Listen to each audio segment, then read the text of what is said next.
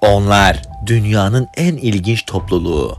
Kalıntıları hala bilim dünyasını şaşırtıyor. Onlar bir zamanların altın çağıyla hüküm sürdüler. Açlık ve kuraklık yüzünden çok sayıda insan kurban eden hainleri, onları her ne kadar kötü gösterse de kullandıkları teknoloji ve matematik bilinenin tam tersi yönde ilerlediklerini gösteriyor. Onlar Orta Amerika'ya yayılmış antik bir uygarlık.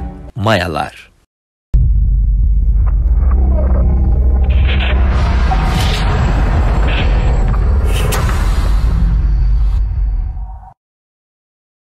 Mayalar dünyamızda yaşamış olan en gizemli, en şaşırtıcı ve en çekici topluluklardan biri. Bu uygarlık yüzyıllar boyunca cevaplanamayan sorular bıraktığı için bilim adamlarının ve gizem severlerin gözdesi haline geldi. Öyle ki dünyanın en zeki insanları hala Maya uygarlığı ile ilgili sırları çözmeye çalışıyor. Peki siz bu gizemli uygarlık hakkında neler biliyorsunuz? Çok az şey mi? Hiç sorun değil. Sizi Mayalar hakkında daha donanımlı hale getirmek için bir takım bilgiler hazırladık. İşte Mayalar hakkında ilginç bilgiler. Sibirya'dan geldiler ve Güney Amerika ormanlarında binden fazla şehir kurdular. Birbirinden kilometrelerce uzak olsalar da benzerlikleri çok olan iki halk ile başlıyoruz. Maya ve Sibirya halkının birbirine benzemesinin bir nedeni var.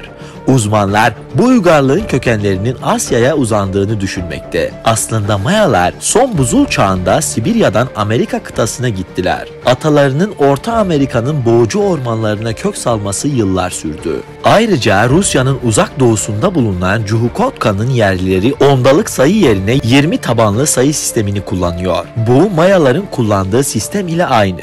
Maya uygarlığı şu anki Meksika, Guatemala, Belize, El Salvador ve Honduras'ın bulunduğu topraklara kadar yayılıp geliştiler. Araştırmacılar Maya kültürüne ait yüzlerce şehir buldu. Ancak henüz hepsi arkeologlar tarafından incelenmedi. Maya piramitleri yerel kireç taşı ile inşa edilip kırmızıya boyanıyordu. Piramidin 4 merdiveninin her birinde 91 basamak vardır ve hepsinin toplamı 364'tür. Piramidin en üstteki hepsini birleştiren taban ile 365 eder. Yani bir yıldaki gün sayısı gibi. Maya piramidinin ana merdivenlerinde ellerinizi çırparsanız küresel kuşunun cıvıltısına benzer bir yankı duyarsınız. Maya halkı sık sık tutsakları tanrılara kurban ederlerdi. Mayalar hakkında ilginç bilgiler denildiğinde hemen akla insanları kurban etmeleri geliyor. Antik Maya halkının insanları kurban etmesi gizli saklı bir konu değil. Ancak çok az insan insanları kurban etme konusunda pek de istekli olmadıklarını biliyor. Azteklerden daha az insan kurban ettiler. Bu ritüellerin çoğu mahsul kıtlığı ve savaşlar gibi olayların sonucunda oldu ya da yeni liderlerin veya tapınakların kutsanması ile ilgiliydi. Ancak Maya halkı sık sık tutsakları tanrılara kurban etti. Bu tutsaklar genellikle savaştıkları komşu kabilelerden geliyordu. Mayalar arıları silah olarak kullanırlardı.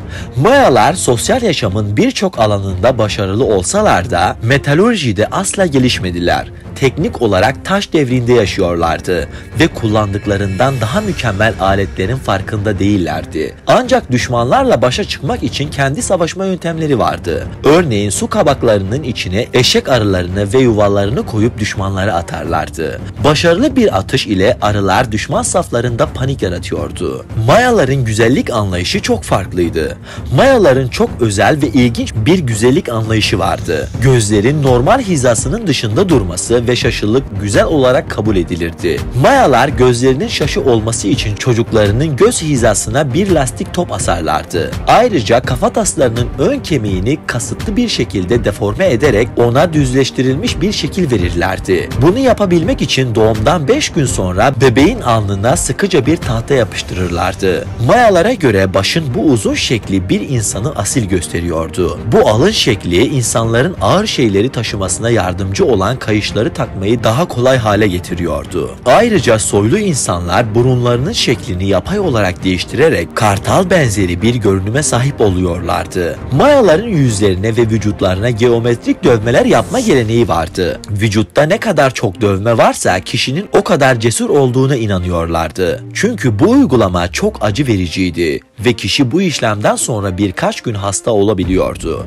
Mayalar eski uygarlıklar içerisinde en gelişmiş yazı sistemine sahip uygarlıklardı. uygarlıktı. Binalarda dahil buldukları her şeyin üzerine yazı yazmaktaydılar. Maalesef İspanyol işgali sırasında bu yazıtların birçoğu kaybolmuştu. 20. ve 21. yüzyılda yapılan kapsamlı çalışmalar neticesinde kalan tüm yazıtlar derlenmiş ve tercüme edilmiştir. Aslında Mayalar ortadan kaybolmadı. Günümüzde Maya soyundan gelen 7 milyon insan yaşıyor. Mayalar deniz seyrüferinde ustalaşan tek Kızılderili uygarlıktı. Çeşitli boyutlarda kanoları vardı ve bunlarla kilometrelerce yol alabiliyorlardı. Maya takvimine göre 2012 yılında dünyanın sonu gelmeyecekti aslında. Maya takvimi 2012'de dünyanın sonunun geleceğini belirtmiyordu. Yetkili gökbilimciler ve diğer alanlardan uzmanlar bu bakış açısının sözde bilimsel olduğunu ilan ettiler. Çünkü bu teorinin destekçileri para kazanmak için yapıyorlardı. Gerçekte Maya takvimi bir dönemin sonunu ve diğerinin başlangıcını tasvir ediyordu. Çünkü Mayalar 3 takvim kullanıyorlardı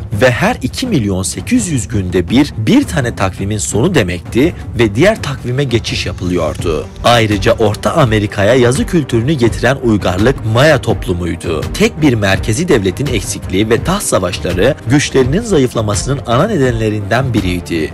Ayrıca açlığın sebebi olan kuraklık ve nüfusun azalması da Maya uygarlığının çöküşüne katkıda bulundu. Bunu değiştirmek isteyen hükümdarlar insan kurbanlarının sayısını artırıyordu. Ancak bu pek yardımcı olmuyordu. Önce sıradan insanlar yönetimdeki kişilerin tüm gücünden şüphe etmeye başladı. Daha sonra uygarlık çökmeye başladı. Tarihsel teoriye göre imparatorluklar parçalandığında halkları genellikle daha güçlü bir komşu devletin bir parçası olur veya bu komşunun etkisi altına girerdi. Maya tarihi hala bilim adamlarının, arkeologların ve tarih tutkunlarının dikkatini çekerken dünyanın dört bir yanından gelen turistler kelimenin tam anlamıyla bu insanların ana vatanına bir gezi yapmak istiyor. Mayalar diğer eski uygarlıkların ancak hayal edebilecekleri bir dizi başarıya sahipti ve kulağa şaşırtıcı gelse de şehirlerinin tamamı hala keşfedilmedi ve incelenmedi.